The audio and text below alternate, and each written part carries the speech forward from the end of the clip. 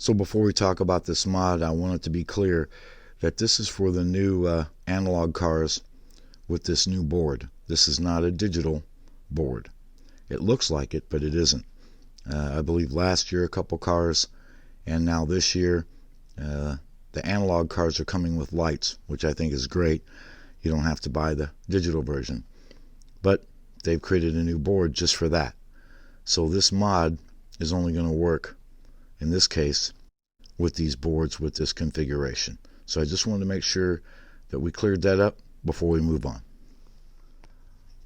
Alright, this is just a quickie here. I had a goal with this Carrera car, this new Corvette, is that I wanted to keep the lights because I like lights, but I really wanted to change this guide to get that guide down in there where it belongs, because the slot invasion guide does help it, but it's still way too high up. Too much weight's being supported up here, and only about half the guide is in the slot.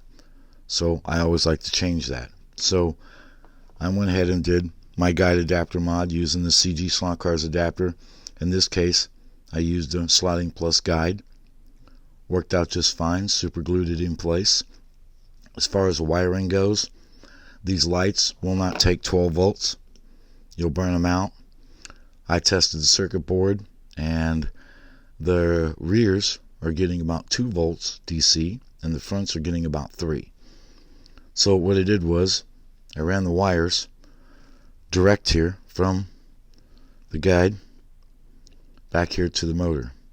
These wires here, the purple and gray that were already there, go to here, giving the board power. You can see the resistors here, and that gives the board power and powers the lights.